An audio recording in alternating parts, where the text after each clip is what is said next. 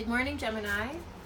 It's a beautiful day where I am. I hope it's a beautiful day where you are too. So I've got the window open because I can't stand not to be looking at my cats out on the balcony with all the flowers that I planted this spring and the blue sky. And so if we run into any traffic noises, I apologize, but we'll get through it because I just have to have the scene and the beautiful air coming in here be a part of your reading today.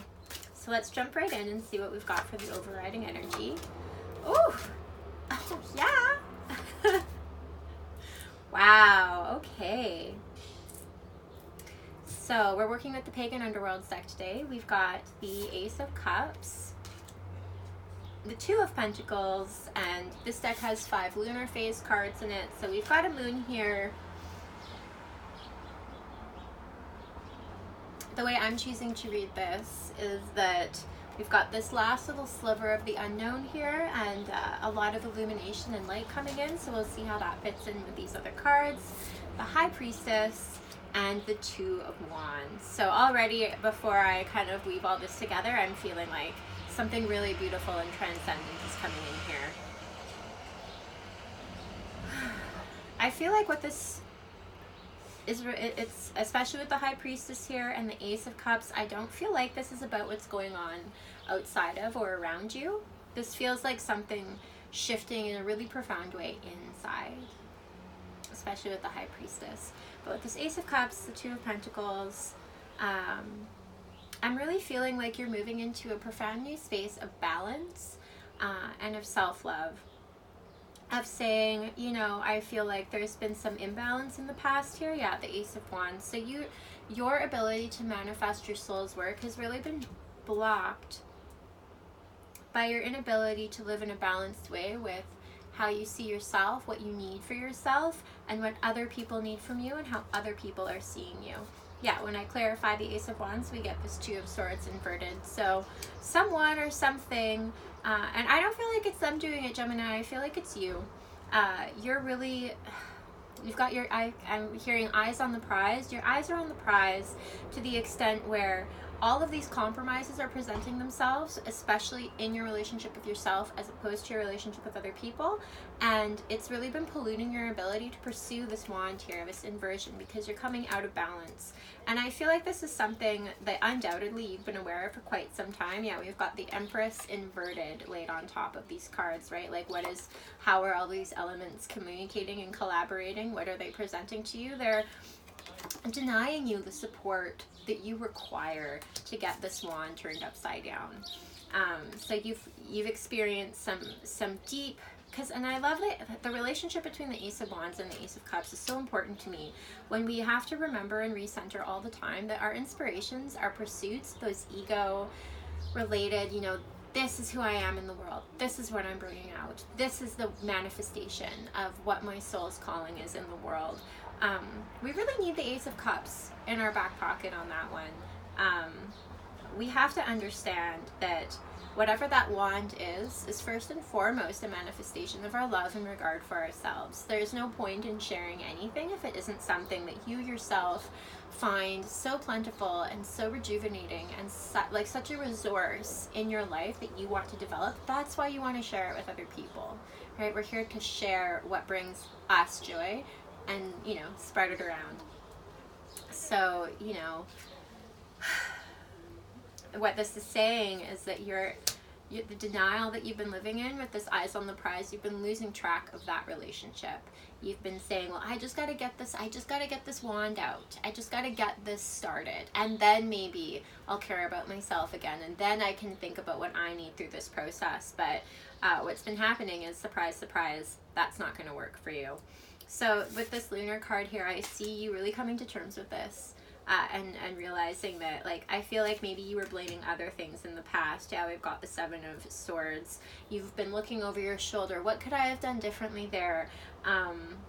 how did I, and like the trickster in the night, you feel robbed. You're like, why does this keep going so sideways, right?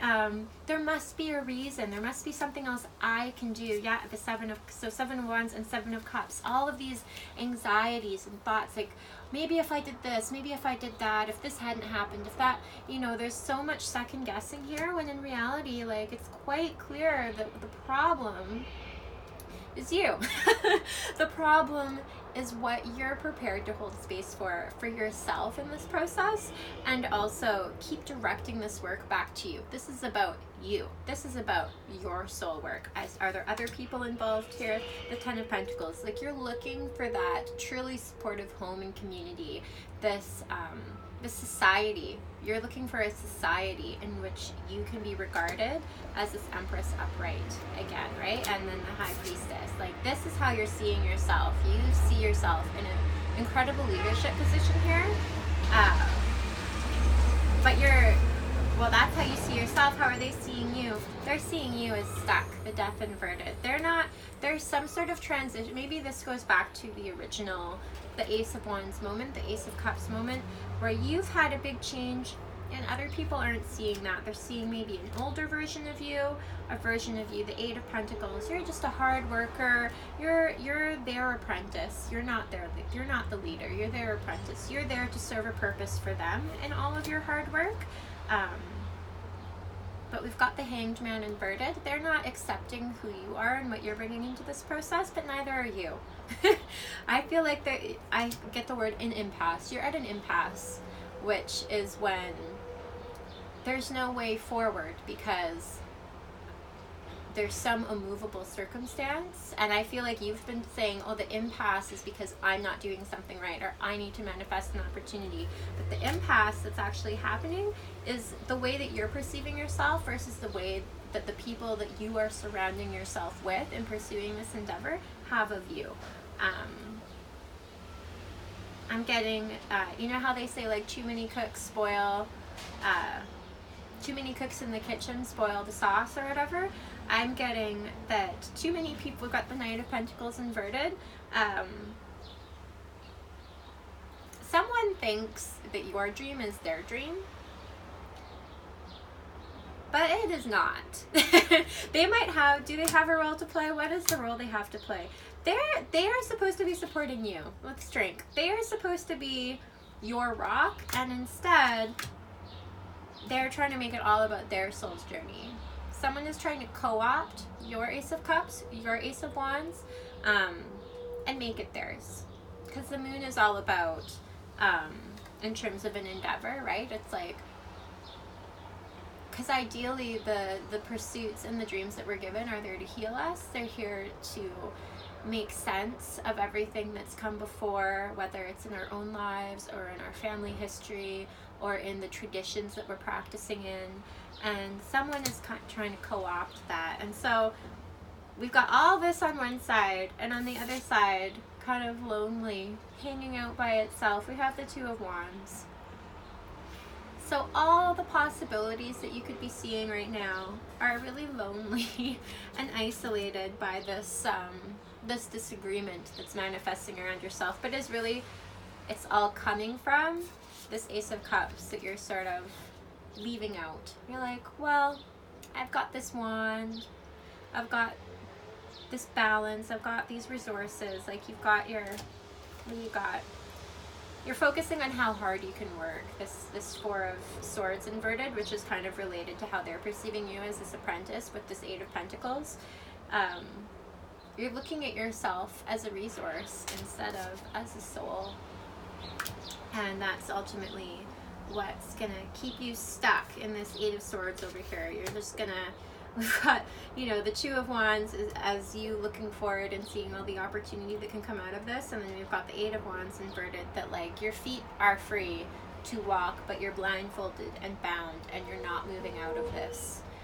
You know, in the Eight of Swords, ideally we eventually realize that we have been free to move forward the whole time, but you're literally paralyzed by the situation here. So let's ask for some clarity on that specifically. I'm going to leave the Ace of Cups here because that's our little buddy, I feel like. So we're going to leave the Ace of Cups, the Two of Wands, and the inverted Seven of Swords on the table. And say, how do we bring these two back together? We're going to leave them on either side and say, how do we bridge this gap, please? I'd like to bridge this gap for Gemini in June 2019. Although I don't know, again, like what the timing's going to be on this. I would really like to bridge this gap. I want us to bridge this gap.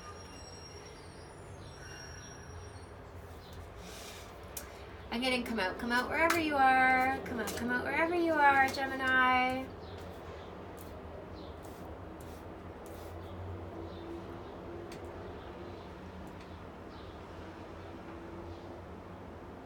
This doesn't look like a bridge. This looks like why the bridge isn't being built. I appreciate this, my cards, but it's not what I asked for. It's related though. Okay, so let's leave this barrier and let's try and build the bridge underneath it, okay? So I feel like you're feeling very discouraged right now. And we have repeating cards coming out now. We've got this same lunar card, High Priestess, and the Four of Cups. Okay. Okay, this is a bridge.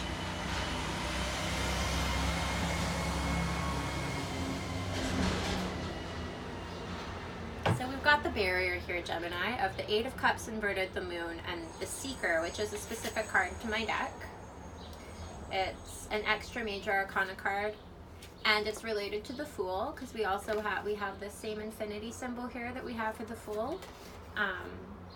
The Seeker is a card that really struck home with me when I got this deck, because it's about the difficulty of understanding that we're always beginning again.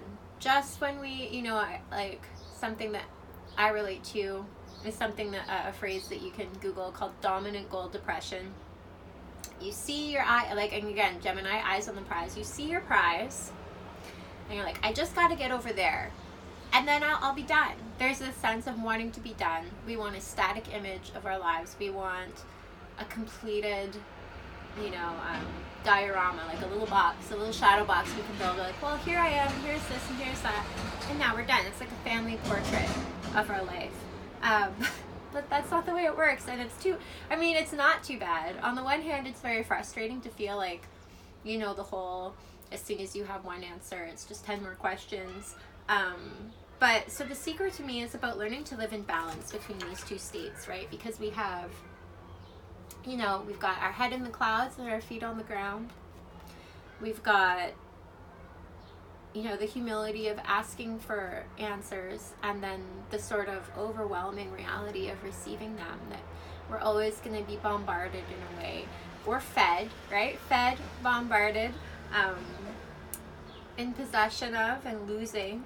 It's all about how it's all happening at the same time, over and over and over again, and overseen by this moon, right? This soul's journey, the soul's desire to feed itself and to grow and be present for any endeavor, no matter how big or small that we undertake in our lives. So the fact that it was inverted is really just saying we're having a lot of trouble accepting that there is no end. And I feel like the reason that happens is because we're really afraid of where we are. The only reason you don't want to keep going, or that you just want to get somewhere and be there and freeze it, is because we've experienced some deep insecurity, some deep, you know, we've arrived at a place that just did not feel good, and we didn't know where else to, you know, we're like a rabbit in need of a hole. That's what we're like. We just want that little hole that we can climb into and be safe forever. And that's a totally fair thing to want, especially if we've experienced deprivation for our soul, right? It doesn't have to be material deprivation, but some sort of neglect or deprivation. So we just want to get somewhere where we can finally feel safe. So let's look back at this bridge, because this bridge, when we asked for it again, it did come through. So again, you're seeing this. You're seeing so much is coming out for you right now, where you're really understanding that, like, this is who you are. And I often like to say, if we keep feeling like, if we keep like getting into a place where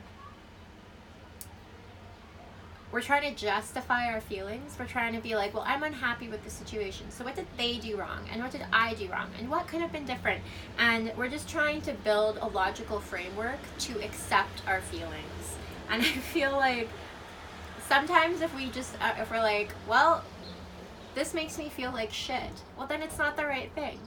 You don't have to come up with the reasons that you feel like shit to give you permission to move on and change your circumstances, or change the way that you're approaching something, or what you're giving to something, or what you're allowing something to bring into your life.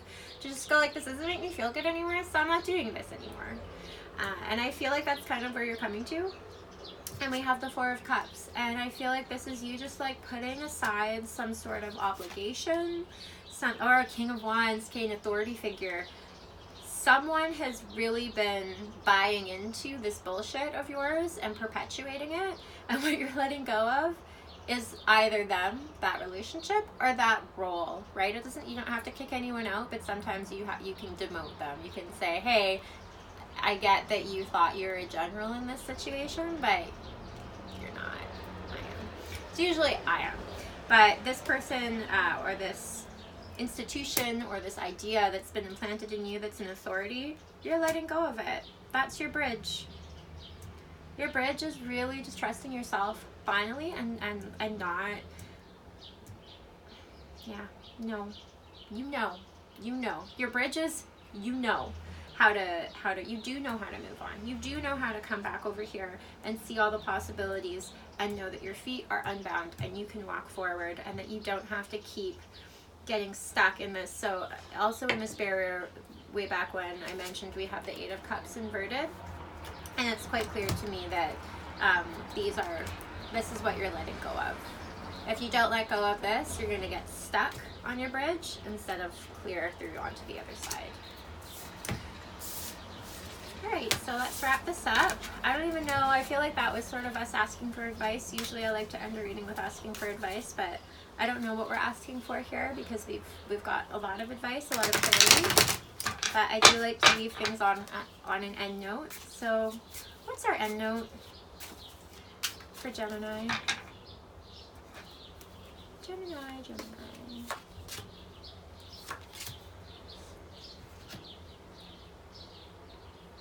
We have the Magician inverted and the Nine of Swords. And what this means to me, again, the High Priestess is all about what's in, and then the Magician is bringing it out. So what's this saying is that you still have some work to do with letting go of your fears. And if you look for external validation in that, if you ask for permission, you're not going to get it. And you're just going to stoke those fires back up. So I think this is kind of indicating that, yeah, Page of Pentacles inverted. You don't need to make an offer. You don't need to dethrone this King of Wands in the flesh. So much is inside of yourself. You can take your time, is what this is saying. And I want an outcome, actually. That's what I want. The outcome is the Five of Wands. So to me, this is about embracing uncertainty. So this eyes on the prize bargain that you've been making has had a lot to do with you just needing to have something in front of you that should theoretically work. You're like, okay, that, it's not really touching back on that Ace of Cups for me. I'm not seeing myself as an Empress role there. I'm not being acknowledged as the High Priestess in this situation, but at least it's going to get me through. I think this is you embracing the fact that a lot of times, right, when we know that something isn't working anymore, we don't necessarily see the reason that we don't act on it is because we can't get that static image that seeker inverted wants, right? So the outcome is that you do embrace this uncertainty, and I'm sure that something truly wonderful is going to come out of it. So you have so much strength on this table here, and just like the regular run-of-the-mill, clearing house, taking no prisoners. Yeah, okay, this was just sticking out when I went to put my cards away. The Knight of Cups. You have this offer, this Ace of Cups moment that led to all of this. It's coming right back to you. You're going to make an offer of love to yourself. That's what I'm seeing. You're going to be moving You're going to be moving with so much gentleness and compassion towards yourself that you've been really denying yourself as the price that you're paying for too long. And you're coming back. You're coming back with your Ace of Cups. Well, thank you for that. That made me feel good. I hope you have a great day.